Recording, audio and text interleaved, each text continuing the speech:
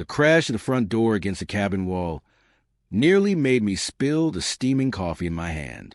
Without a single knock or even the courtesy of a pause, Karen stormed in with the kind of fury that shook the wooden floorboards.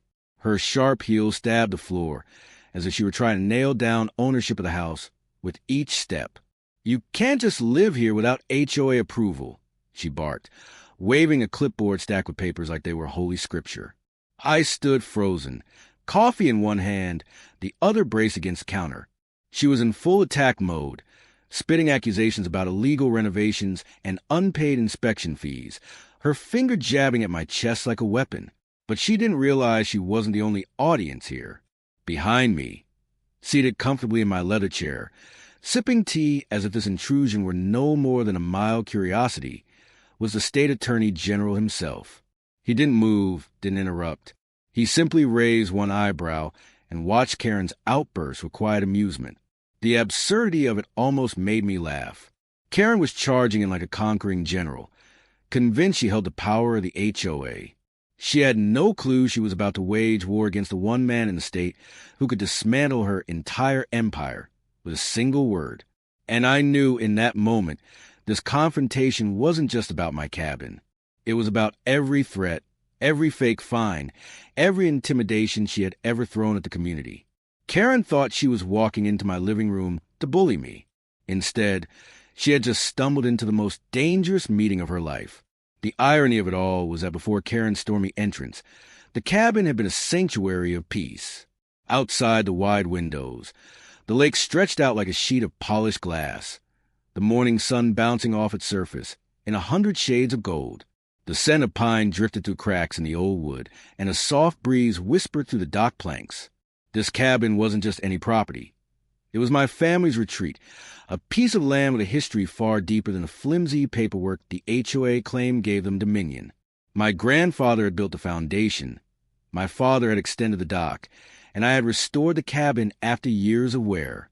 Every inch of it held stories, memories, and rights that predated Karen's shiny office chair and clipboards. The HOA had been a thorn in everyone's side for years.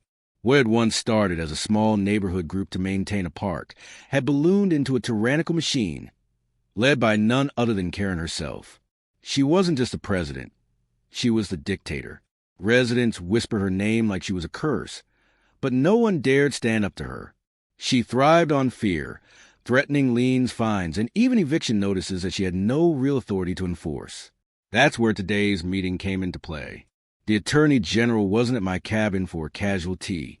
He had come to review documents I collected, records proving years of fraudulent collections, intimidation tactics, and possibly even embezzlement. We had planned to quietly review the evidence, take it step by step, and build a solid case. But fate, as it often does, had other plans. Karen's intrusion turned what was meant to be a strategic meeting into a battlefield. And here's the thing about Karen. She didn't just want compliance. She wanted control. It was never about the few $100s in fines, or whether your fence was painted the right shade of beige. It was about her power. And when people like that sense they're losing it, they become dangerous. Now, with the Attorney General silently observing, I could already feel the tides shifting. The woman who thought she held all the cards was about to discover she was playing against the house, and the house had stacked the deck. Karen was relentless.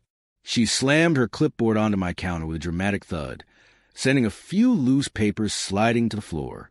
Inspection fees, overdue fines, unauthorized dock renovations, you name it, you've broken it. Her fingers stabbed at the papers like each accusation was a nail sealing my coffin. She leaned so close I could smell her perfume, sharp and overpowering, as if she wanted to choke the air from the room. I kept my voice calm. Karen, this is my land. The HOA doesn't have jurisdiction here. Don't you dare lecture me about jurisdiction, she snapped. The HOA has authority over all properties in this community, and you, sir, are no exception. That was when she finally noticed the man behind me. Her rant paused, her eyes narrowing as they landed on the Attorney General. For a brief second, her confidence flickered. Then, unbelievably, she straightened her shoulders and smirked. "Oh, perfect timing. You must be here to help me file charges against him," she declared, pointing straight at me. The silence that followed was suffocating. Even the lake outside seemed to still, waiting for the next move. The Attorney General leaned forward slowly, placing his teacup down with deliberate care. Charges. His voice was low, deliberate, the kind that made even seasoned lawyers hesitate. Karen crossed her arms smugly. Yes, he's violating HOA code, refusing inspections, and breaking multiple community bylaws. I demand you shut this cabin down immediately. The AG let a faint smirk curl across his lips. Ma'am, do you even know whose cabin this is? For the first time, doubt flickered in her eyes. Some squatter, I assume? That was the moment, the exact second, when the ground beneath her began to crumble.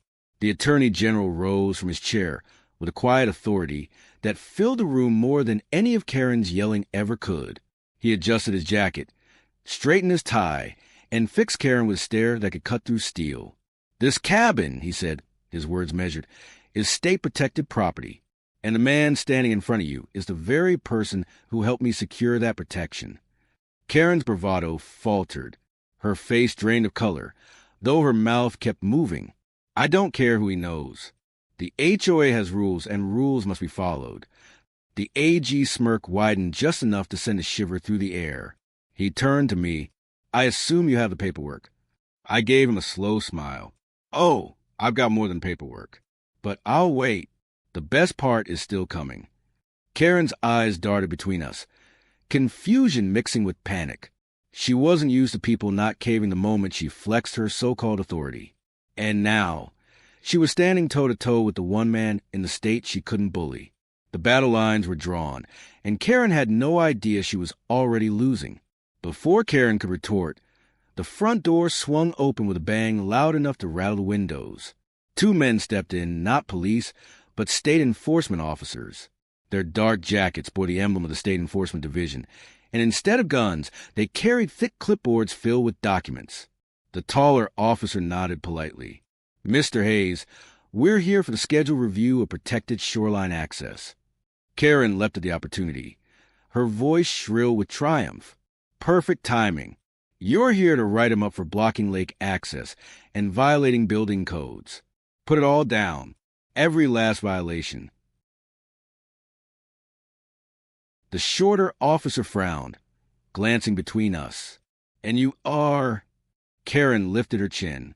I am the HOA president, under my authority. Ma'am, the taller officer interrupted, his tone sharp. This cabin sits on state leased conservation land. It is entirely outside HOA jurisdiction. Karen froze, her face twitching as though someone had just slapped her. What do you mean outside jurisdiction? We've been collecting fees from this area for years. I let out a short laugh, unable to resist. You mean illegally collecting fees? The Attorney General stepped closer, his presence looming like a shadow. You've been charging residents for property the state owns. That's fraud, ma'am. Karen's voice cracked. I have documents. The HOA voted on this. The shorter officer flipped open his clipboard, revealing aerial photographs and forged territorial maps, with Karen's signature plastered at the bottom. We have documents, too, and these happen to be real. Karen's hands trembled, her power slipping away with each passing second. Yet still, in her desperation, she clung to the only move she had left. She pulled out her phone and dialed. Fine, I'll call the real police. You'll all see. Minutes later, the distant wail of sirens cut through the calm lake air. Gravel crunched outside as two county sheriff SUVs rolled up, lights flashing. Karen nearly danced toward the door, shouting, Finally! Arrest him. The sheriff stepped in, a tall man with lines of experience etched across his face. He spotted me instantly. Hayes, what's going on here? Karen shoved herself between us, waving wildly at the state officers and the AG. This man is illegally occupying a cabin and refusing HOA inspections. And these two, she jabbed a finger toward the enforcement officers, are impersonating officials. The sheriff's expression darkened. He turned his gaze slowly to her. Karen, did you just accuse the state attorney general of impersonating an official? Her face went blank. Wait, what? The attorney general stepped forward, pulling out his badge in one smooth motion. Authentic. And what I see here is a woman who's been extorting her neighbors for years under a false flag of authority. The sheriff let out a long breath. Karen, I've had complaints on file about you charging people fines that don't exist. I didn't know you were bold enough to try it on state property. Her fake smile faltered, her voice weak. I was told this was HOA territory. I leaned in just enough for her to hear. By who, Karen? Because whoever told you that just might be the reason you're about to lose everything. For once, Karen had no comeback. The walls were closing in, and she could feel it. The shorter officer pulled another set of documents from his clipboard, this time bank records and canceled checks. We traced community funds. Instead of park improvements, the money paid for your SUV and a trip to Cabo San Lucas. Karen's face went pale. That's not true. I reached under the coffee table and pulled out a thick manila folder. Want to see the canceled checks? The fake invoices? Or maybe the recording where you told my neighbor, pay or I'll have the sheriff remove you? Her jaw fell open. You recorded me? I smiled slowly. Not me. My dock security camera. And it's been live streaming this entire conversation since you walked in. The sheriff glanced at the corner of the room where a tiny red light blinked. His jaw tightened. Well, that'll make paperwork easy. Karen's body swayed as though the ground itself had shifted beneath her feet. Every escape route she had counted on was gone. The Attorney General moved closer, his tone low but razor-sharp. Karen, this isn't just about fraudulent fines anymore. You tried to dismantle a state-protected dock. Do you know what that means? Karen shook her head frantically. No one told me. I tilted my head. I emailed you the documents last year. You even replied, noted. The shorter officer pulled out the printed email with her signature at the bottom. Hard to deny your own words. Her lips trembled, her voice barely above a whisper. I was only trying to keep the community in order. The sheriff's voice hardened. Community? You've been running a scam, Karen. And now you've walked straight into the one meeting that can end all. The Attorney General's gaze was unflinching. This is bigger than you realize. Fraud, extortion, obstruction of state conservation law. These aren't HOA squabbles. These are crimes that carry real prison time. Karen's desperate smirk broke into a sob. This can't be happening. But it was. The sheriff gently removed her phone from her hand. You won't be needing this anymore. She looked around the room, eyes darting from me to the Attorney General to the officers.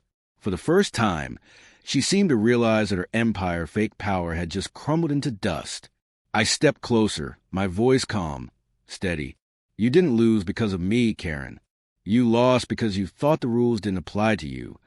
Her eyes filled with fury, fear, and finally defeat. And in the silence that followed, the lake outside sparkled as if mocking her downfall. The Attorney General gave me a final nod, his meaning clear. The nightmare was over. For Karen, though, it was only just beginning.